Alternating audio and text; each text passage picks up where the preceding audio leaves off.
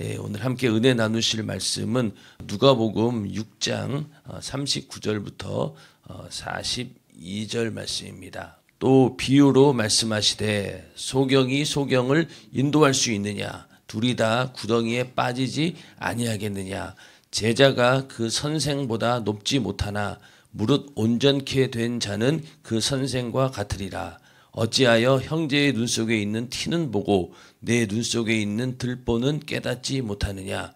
너는 내 눈 속에 있는 들보를 보지 못하면서 어찌하여 형제에게 말하기를 형제여 나로 내 눈 속에 있는 티를 빼게 하라 할 수 있느냐? 외식하는 자여 먼저 내 눈 속에서 들보를 빼어라. 그 후에야 네가 밝히 보고 형제의 눈 속에 있는 티를 빼리라. 아멘. 오늘은 누가복음 6장 39절부터 42절 말씀을 중심으로 소경이 소경을 인도할 수 있느냐라는 제목으로 함께 은혜를 나누고자 합니다. 바로 앞서 예수님께서는 원수까지도 사랑해야 된다, 사랑하라라고 이렇게 말씀하시면서 그 원수를 사랑함에 있어서 걸림돌이 되는 것이 바로 남을 비판하는 것이다 이렇게 말씀하면서 이 비판 때문에 너희가 온전히 보지 못하고 이 사랑하라고 하신 계명을 이루지 못한다. 여기에 대해서 조금 더 구체적으로 설명하기 위해서 이렇게 비유로 또 말씀을 하셨습니다. 소경이 소경을 인도할 수 있느냐? 그러면 둘 다 구덩이에 빠지지 않겠느냐? 이런 비유를 가지고 말씀을 하셨는데 예수님께서 하신 말씀 가운데 비유가 굉장히 많이 있어요. 비유가 많이 있어서 오늘날 신천지 같은 이단은 하나님 말씀을 가지고 미혹을 합니다. 그러니까 성경에 있는 이 비유들을 아주 자기들이 유리한 쪽으로 해석을 해서 결국은 자기들이 믿고 있는 교주가 바로 메시아고 이런 식으로 나중에 다 갖다 붙이기 위해서 비유를 이렇게 풀이한답시고 많은 사람들을 미혹합니다. 비유라고 하는 것이 그 사람들 얘기로는 굉장히 심오한 뜻이 담겨져 있는 것처럼 생각하고 자기네들이 이렇게 알려주지 않으면은 그 비밀을 절대로 알 수 없다라는 그런 식으로 이제 비유풀이 한답시고 사람을 미혹합니다. 근데 이 비유라고 하는 것은요 쉽게 이해하기 위해서 또 그 말을 듣는 사람들이 금방 공감할 수 있도록 하기 위해서 예수님께서는 비유를 사용하신 것입니다. 그러니까 비유라는 게 누구도 이해하지 못하는 그런 말이라고 하면은요, 그러면 그게 비유가 아닌 거예요. 비유를 들었다라고 하는 것은 어떤 내용을 얘기하고 거기에 대해서 다시 한번 이해시키기 위해서 쉽게 예를 들어서 이게 비유로 설명을 하신 것이죠. 그러니까 비유는 굉장히 쉬워야 되고 또 하나는 그 듣는 사람들이 공감할 수 있어야 돼요. 예수님께서 드신 비유는 예수님 당시에 사람들에게 화제가 되고 있는 그런 말이라든가 또 상황이라든가 또 주변에 있는 여러 가지 물건 같은 것들 그런 것들을 보면서 쉽게 이야기하는 것이지 어렵게 이게 도대체 뭔 말인가라고 의문을 가진다라고 하면은 비유가 아닌 것이죠. 그래서 이 소경이 소경을 인도할 수 있느냐라는 이 말을 딱 예수님께서 하시는 순간 그 말을 듣고 있던 유대인들은 다 이 말이 어떤 내용인지 안다는 거예요. 그리고 자기네들이 생활 속에서 그런 말들을 많이 쓰고 있다는 거죠. 쓰고 있다는 거예요. 예수님은 그 당시 사람들의 수준에 맞춰서 그들이 잘 이해할 수 있도록 말씀하셨고 또 그 천국 복음이라고 하는 것이 이해가 안 되잖아요. 그러니까 그렇게 비유를 들어서 계속 말씀을 하고 있다는 겁니다. 그래서 이 소경이 소경을 인도할 수 있느냐 이런 얘기를 하고 있는데 지금이야 시각장애인들이 다닐 수 있는 그런 횡단보도에도 이렇게 소리도 나고 또 여러 가지 그들을 위한 장치들이 있기 때문에 오늘날에는 특히 우리나라 같은 경우에는 시각장애인들이 이렇게 물론 불편하겠지만은 위험한 일은 없어요. 그러나 이 예수님 당시 이 팔레스타인 지형은 굉장히 험난한 것도 많고 또 가다 보면은 골짜기나 이런 것들도 있고 웅덩이도 있고 그러다 보니까 소경이 혼자서 길을 걷는다라고 하는 것은 굉장히 위험한 일이고 또 불가능한 일이기도 합니다. 혼자 못 가는 거예요. 그러니까 소경이 지나가는 사람 붙들고 나를 좀 저기까지만 갈 수 있게 해줄 수 있냐 이렇게 양해를 구하면은 또 그 사람이 자기가 가는 길에 거기까지 또 데려다 주고 또 그 사람은 또 다른 사람이 또 데려다 주고 그렇게 해서 이제 길을 갈 수 있는 그런 상황입니다. 그런데 만약에 이렇게 소경이 자기 혼자 갈 수 없는 상황인데 그 소경을 인도하는 사람이 소경이라고 하면은 이게 말이 되겠느냐. 그러면 그렇게 얘기하면은 그걸 듣는 사람들이 그거 당연하지. 어떻게 소경이 소경으로 인도해. 그러면서 얘기하는 게 뭐냐. 바로 니들이 소경이다. 소경을 인도하는 소경이 바로 니네들이다. 거기서 그 누구를 얘기합니까? 바로 그 말씀을 듣고 있는 바리새인과 서기관들을 이야기하는 거죠. 너희가 지금 소경인 주제에 소경을 인도하고 있다. 그러니까 이 사람들은 우리가 왜 소경이지? 이렇게 의아해했을 거예요. 그러나 예수님 입장에서는 이들이 왜 소경입니까? 그들은 이스라엘의 영적인 지도자로서 정말로 이스라엘 백성들을 온전히 하나님의 뜻 가운데로 인도하고 이끌어가야 할 그런 책임이 있는데 그들이 자기들이 그 율법주의라고 하는 그런 한계에 갇혀가지고 거기에 눈이 멀어가지고 예수님을 보지 못하는 겁니다. 그러니까 율법을 잘 지켜야지 자기 하나님의 의를 이루는 것이고 그렇게 했을 때 구원을 받는다라고 율법주의적인 그런 생각에 완전히 눈이 멀어 있는 거예요. 그러니 그 바로 앞에 있는 예수 그리스도를 보지 못합니다. 그렇죠. 나중에 가서는 결국은 예수를 십자가에 매달아 죽이는 그런 짓까지도 하게 되는데 자기들 눈앞에 인류를 구원할 예수 그리스도, 완전히 우리가 소경된 그 죄로 인해서 눈이 멀어 영원한 지옥에 갈 수밖에 없는 우리 인류를 다 구원하기 위해서 이 땅에 오셨고 또 바리새인과 서기관들에게 계속해서 너희들이 가지고 있는 그런 율법주의적인 생각을 버려라. 그걸로 구원받는 것이 아니다라고 그렇게 얘기를 해도 못 알아듣고 계속 율법주의적인 그런 한계를 벗어나지 못하고 있기 때문에 바로 그래서 너희가 소경이라는 겁니다. 그런 소경이 소경된 자 아무것도 알지 못하는 그런 백성들을 니들이 인도한다는 종교 지도자라고 하는 것이 말도 안 되지 않느냐. 그러니까 빨리 너희가 이 소경된 눈에서 벗어나라. 그래서 내 눈 속에 있는 들보를 빼라. 그래야지 다른 사람을 볼 수 있다. 온전히 볼 수 있다. 이렇게 말씀하고 있는 겁니다. 그러니까 처음에 이 바리새 운동이라고 하는 것이 처음에는 좋은 의도였어요. 이스라엘 백성들이 망하고 저는 다른 나라로 포로로 잡혀가고 그러니까 우리 민족이 왜 이렇게 되었을까? 다시 한번 우리가 한번 돌아보자. 그랬더니만은 하나님 말씀을 제대로 지키지 않아서 그랬구나. 자, 그래서 이제 열심히 우리가 하나님 말씀을 철저히 지키자.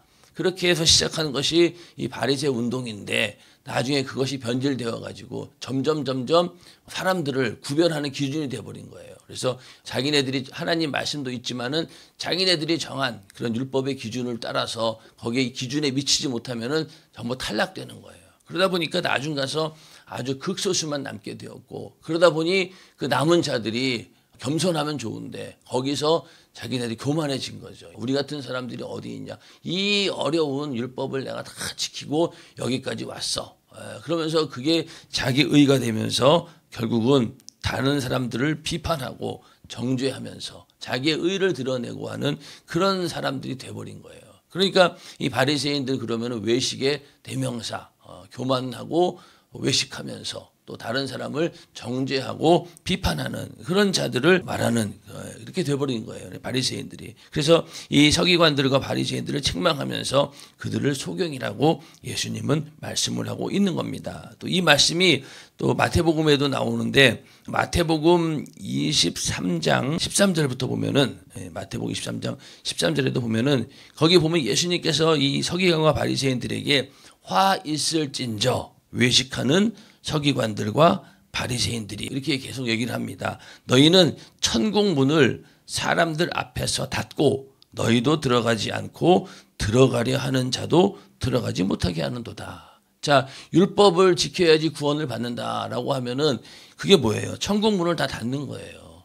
만약에 지금도 누군가가 율법을 지켜야지 구원을 받는다라고 하면은 우리가 천국 들어갈 수 있는 문을 가로막고 있는 거예요. 만약에 어떤 목회자가 그렇게 주장한다라고 하면 어떻게 되겠어요? 성도들은 전부 다 천국 가는 거를 다 가로막는 거죠. 우리가 율법을 지켜서 천국 가는 겁니까? 아니죠. 우리는 오직 예수를 믿어서 천국 가는 겁니다. 근데 만약에 그거를 가르치지 않고 율법을 지켜야지 네가 천국 갈 수 있어. 그러면 전부 다 이 천국 가는 문을 다 닫아버리는 거예요. 그러면서 너희도 들어가지 않고 들어가려 하는 자도 들어가지 못하게 한다는 겁니다. 또 15절에 화 있을진저 외식하는 서기관들과 바리새인들이 너희는 교인 하나를 얻기 위하여 바다와 육지를 두루 다니다가 생기면 너희보다 배나 더 지옥 자식이 되게 하는도다. 그러니까 바리새인과 서기관들이 사람들을 전부 다 지옥 가는 그런 지옥의 자식들로 만든다는 거예요. 그래서 16절에 화 있을진저 소경된 인도자여 이러면서 바리새인들을 책망하는 그런 모습이 나옵니다. 그러니까 결국 소경을 인도할 때 그 결과가 어떻게 되냐는 거죠. 바로 이 지옥입니다. 지옥입니다. 그래서 이 결국 바리새인들의 가르침을 쫓다가는 지옥 가는 거예요. 지옥 가는 거. 잘못된 교훈을 따르게 되면은 그런 결과가 나오는 거죠. 오늘날도 뭐 교회 내에서도 복음하고 다르게 만약 말씀을 전하고 그걸 가르친다라고 하면은 결국은 그 성도들을 전부 다 지옥으로 끌고 갈 수밖에 없는 거예요. 그러니 참 무서운 거죠. 무서운 거예요. 그리고 또 뭐 이단이라든가 적그리스도 이런 쪽에서는 전부 다 우리가 원래 이 기독교의 복음의 가르침이 잘못된 것이고 우리가 맞다 이러면서 우리에게로 와라. 이쪽이 사는 길이다. 그 길로 갔다가는 어때요? 전부 다 지옥 가는 겁니다. 그래서 이 바리새인과 서기관들의 교훈을 쫓았다가는 이제 지옥 간다라는 건데 사실 이들이 왜 소경입니까? 눈이 멀쩡하죠. 눈도 멀쩡히 떠 있는 상태인데 또 영적으로 봤을 때도 하나님 말씀을 그들은 굉장히 많이 알고 있었고 또 하나님을 정말로 최고로 잘 섬겨보겠다고 사모하는 그런 마음도 그들에겐 있었습니다. 그렇죠. 누구보다도 율법에 대해서 잘 아는 자들이었고 또 하나님 말씀을 율법을 막 연구하고 공부해가지고 야 어느 게 최고의 율법이냐 막 이러면서 매일 그거 가지고 이제 화제 삼아서 이야기하고 토론하고 이런 게 자기네들이 일과였어요. 그런 사람들이 어떻게 소경이 될 수 있냐는 거죠. 그럼에도 불구하고 영적으로 그들이 소경인 이유는 바로 예수를 발견하지 못하기 때문입니다. 눈앞에 있는 예수를 보고도 하나님의 아들인 것을 알지 못하고 그분이 구세주인 것을 알지 못하는 것. 알지 못하는 걸 넘어서 예수를 핍박하고 비난하고 결국은 예수를 십자가에 매달아 죽이는 율법주의의 눈이 멀어가지고 예수를 보지 못한다는 겁니다. 그렇기 때문에 너희가 눈은 뜨고 있으나 소경이라는 거죠.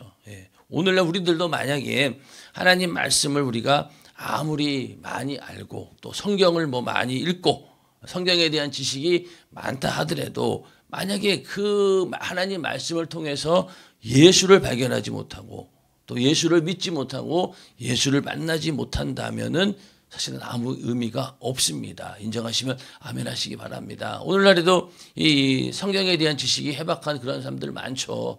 얼마 전에 뭐 총괄 상임 목사님도 누구 얘기하더라고. 도올, 김용호 그 사람도 성경 지식이 굉장히 많은 사람이에요. 그런데 그 사람은 성경을 통해서 예수를 발견한 게 아니라 엉뚱한 개똥 철학을 만들어가지고 자기만의 어떤 그 철학을 뒷받침하는 용도로 성경을 이용하는 거예요.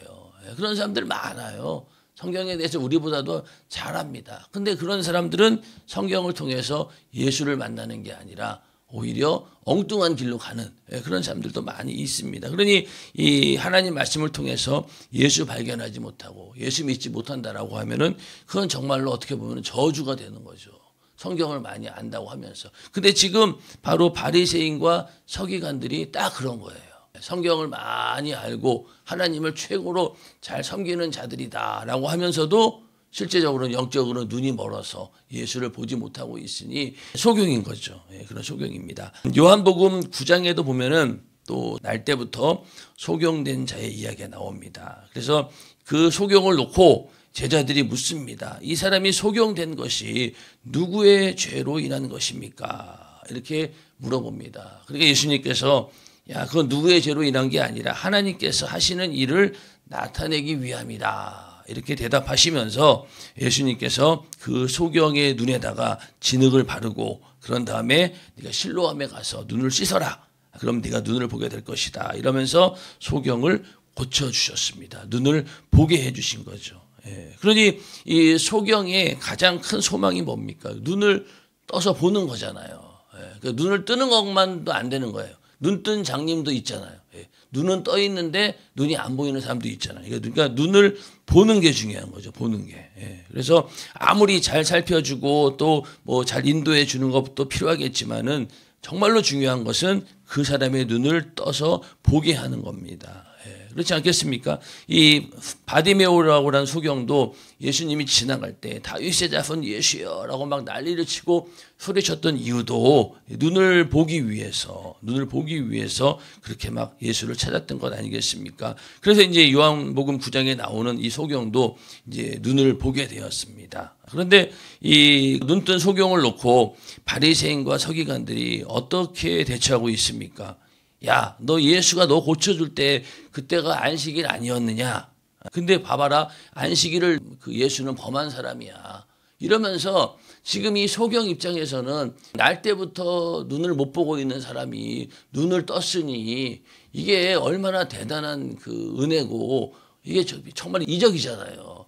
그런데 그런 거는 바라보지 않고 그날 예수가 고친 날이 안식일이냐 아니냐 이런 걸 따지면서 전혀 엉뚱한 방향으로 예수를 죄인으로 몰아가는 걸 보면서 그 사람 생각에는 아니 만약에 그런 죄인이라고 하면은 이런 엄청난 능력이 나타날 리가 있겠냐 이런 거잖아요. 그렇죠? 예수가 니들이 말하는 것처럼 그렇게 죄인이라고 하면은 이런 능력이 나타날 리가 없다라고 이렇게 말하고 싶어도 후환이 두려워가지고 괜히 예수 편 들었다간 이 후환이 있을 것 같으니까 그냥 슬쩍 말을 돌리고 이제 피해버립니다. 그리고 나서 이제 예수님을 다시 만나게 됩니다. 그때 예수님께서 네가 인자를 믿느냐 이렇게 묻죠.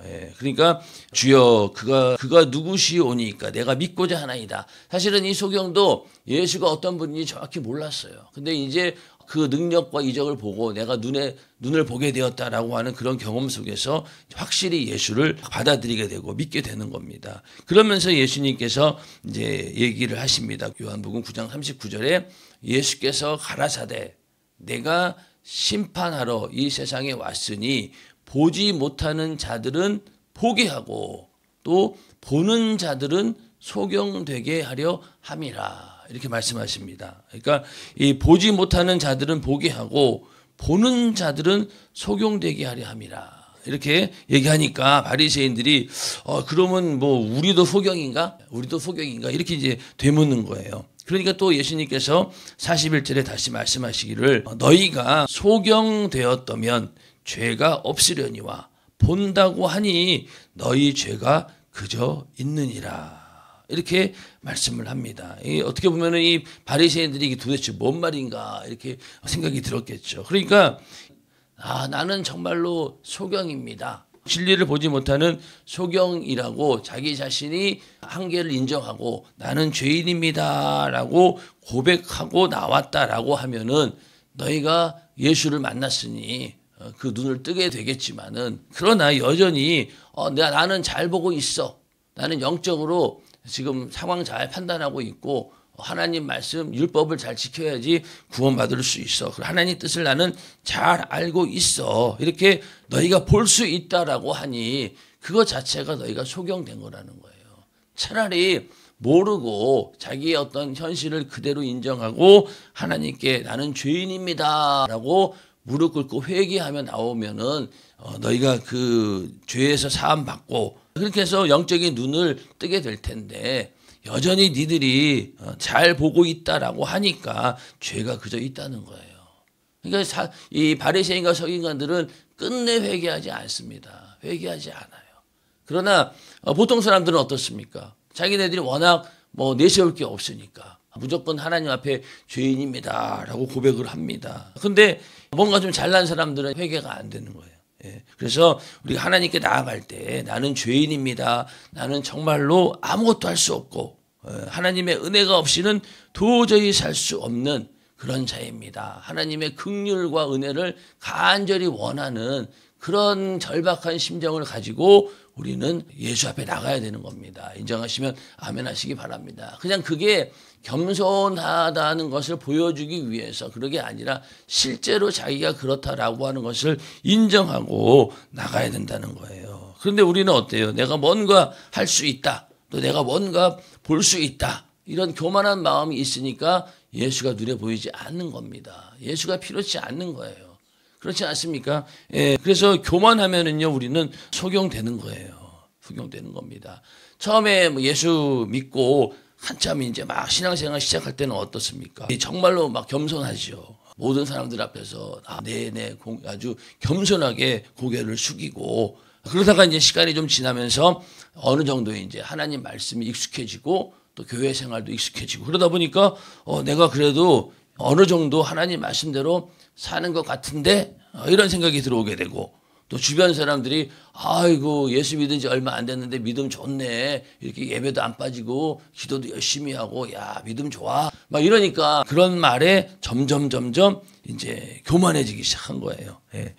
또 거기다 직분도 주어지고 또 막 다른 사람들을 막 권면하고 뭐 앞에 나가서 기도할 때 보니까 야 내가 봐도 잘하네, 야, 어떻게 나에게 이런 지혜가 있을 수 있을까 이러면서 우쭐해지기 시작합니다. 예, 우쭐해지기 시작합니다. 그러다 보면은 이제 어느 순간부터 이제는 내 죄는 보이지 않고 반대로 다른 사람들의 죄가 보이게 되는 거예요.